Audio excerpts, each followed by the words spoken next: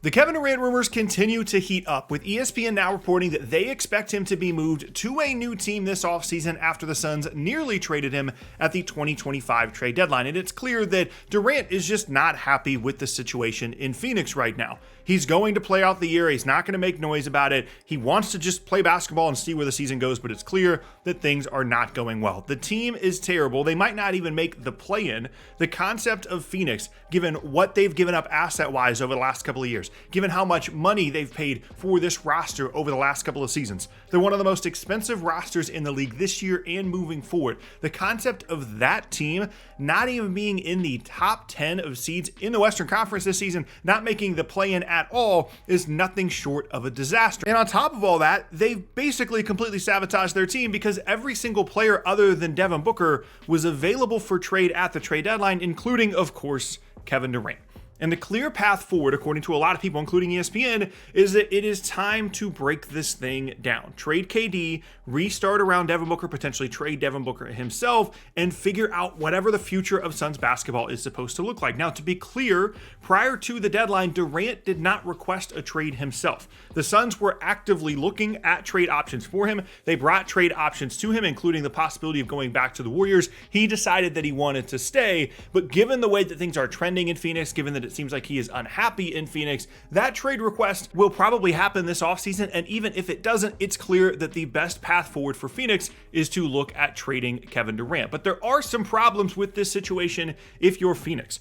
Kevin Durant is a 2026 free agent, which means that after this year, he has just 1 year left on his deal. And there is at least a little bit of a question in terms of how much value they could get in exchange for Durant. This is a guy that's had a couple of major injuries throughout his career. An Achilles tear, he broke his foot all the way back during his days in Oklahoma City. And he's just kind of always dealing with some kind of minor injury. There's a calf injury, there's a knee injury, whatever the case may be. And at his advanced age, he's still very good, but there are long-term concerns in terms of how much longer Kevin Durant can be a potential core piece of a championship contending team.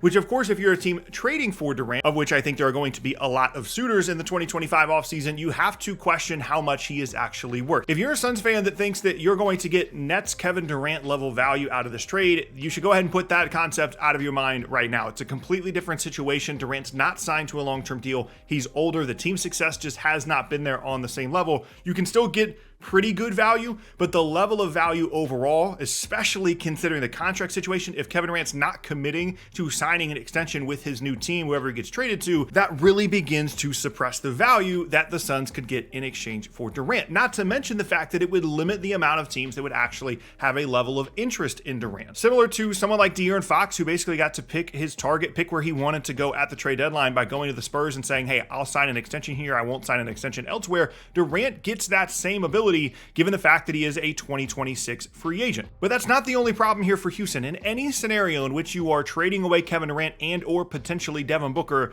you have to get some of your own first round picks back. And right now, the team that has the first round picks that you would want, the immediate ones, is the Houston Rockets. So if you want to talk about a way to limit your trade options, trade a guy that's getting older, injury prone on a 1 year deal, and there are specific teams out there, namely Houston, that have access to the exact assets you would want in exchange to even consider trading away someone like Kevin Durant. That is a situation that absolutely limits your trade options, and it's the exact situation that the Suns find themselves in. But that might not actually even be the biggest issue for Phoenix. The biggest issue for Phoenix is likely the fact that if they did decide in the 2025 offseason it is time to trade away Kevin Durant, and they went to Houston and said, hey, we want to trade KD to you. You've got this nice young nucleus. You're a pretty good team, but you need an offensive focal point on your team. Kevin Durant's the guy that you want. I think it's likely that the Rockets turn around and say, okay, yeah, that's cool. We don't want Durant. We want Devin Booker. That's the guy that we want at the focal point of our team. That's the guy that we want to build around. He fits our timeline better. We're not interested in giving up a lot of stuff in exchange for an aging Kevin Durant. And in that scenario, Phoenix has to at least listen to that possibility, because if they trade Durant elsewhere for a package that is a bunch of, young players and picks, and they're just trying to build around Booker, and they're not that good over the next couple of seasons, then you're risking the fact that you're going to be giving away high first round picks to Houston when you could have gotten those picks back had you decided to trade Booker to Houston. So it's a very interesting scenario where the obvious path for them is to trade someone like Durant to Houston, get their picks back and keep Booker. But Houston holds a lot of the cards here, presuming assuming that Durant or Booker actually want to go there, because they know that that's the guy that they want. They want Booker. That's their main target. That's option number one for them, and they can absolutely let the Suns know that that's the case. And so in any scenario that the Suns are trading either KD or Booker, Houston has to be their first call, and their level of interest and the amount of assets that they're actually willing to give up changes the entire landscape. And in an ideal scenario, I'm sure Suns fans as well as the Suns themselves probably feel it would be great if they could just trade KD to Houston for some of the picks and reset around Booker, but there's definitely a possibility that they actually end up having to trade away Devin Booker as well if they truly want to reset the entirety of this era, get all their picks back, and trade away Durant. Now, with the Rockets specifically, there's a ton of possibilities here. Fred VanVleet has a $44 million team option this offseason. It's not something that happens a ton. Players typically don't like giving out team options because they want to have control. They want to have the player option. The Rockets get the decision-making power here in terms of accepting or declining Fred VanVleet's $44 million team option. If they accept it, that gives them a nice salary matching piece to trade away someone in VanVleet who's fine, but obviously not on the level of someone like Durant, and just makes it a cleaner trade rather than giving up legit rotation pieces that you'd like to keep with Durant on the team or with Booker on the team. Guys like Dylan Brooks, there's a couple of other contracts there that they would prefer to keep over someone like VanVleet. Brooks is still a solid option in terms of salary being traded out, just not as clean as VanVleet, or they could decline the option if they want to get some space underneath the apron to make some trades work. It's a nice piece of flexibility that Houston has. In terms of young pieces available for trade, one of the reasons I think Houston didn't really go all out in exploring Durant and Booker trades at the deadline this year is because Jalen Green and Alperen Sengun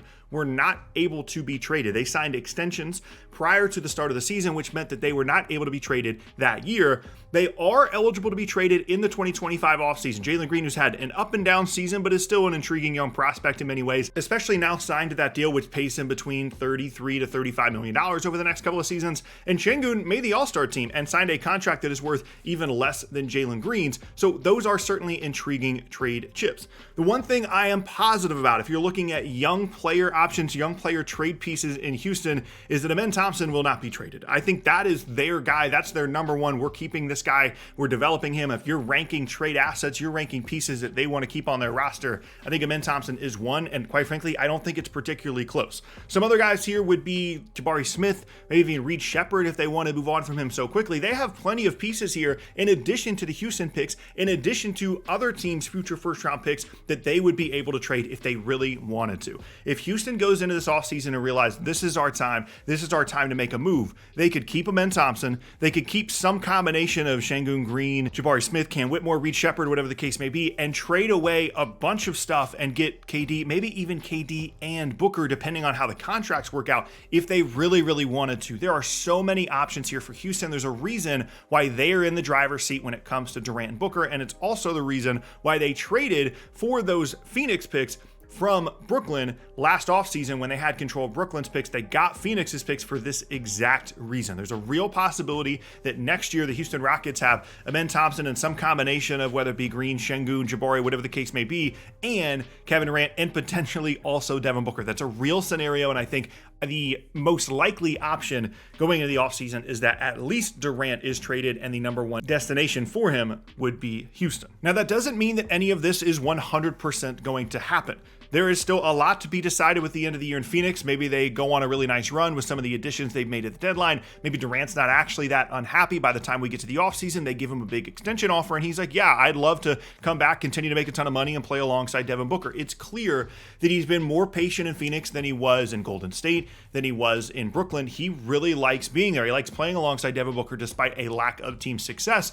And so there's a possibility that he decides to just stick around, or that the Suns double down once again. They try and find a Bradley Beal trade partner. They try and find some combination of pieces that will actually work and keep those guys in Phoenix. But if I had to make a prediction, my guess would be that Kevin Durant is going to end up on the Houston Rockets this summer, but not before they really try and get Devin Booker away from the Phoenix Suns. That's going to be their primary option. I don't think Phoenix is going to go for that, and they're going to trade Durant for some combination of their own picks, a couple of young players, and basically recreate the package they were going to get for Durant from Golden State, when they were also going to add Jimmy Butler from Miami. But some combination of young players and then their own picks, of course, from Houston, that would be my prediction. But I would not be completely shocked if somehow Devin Booker ends up in this equation. You know that things can change quickly in the NBA. The only thing that I can say with 100% certainty is that Amen Thompson will be on the Houston Rockets next year. Beyond that, everything is up in the air when it comes to Kevin Durant, the Suns, the Rockets, Şengün, Jalen Green, all the pieces here, depending on how the playoffs go for Phoenix and Houston. There is still a lot to be figured out with this situation.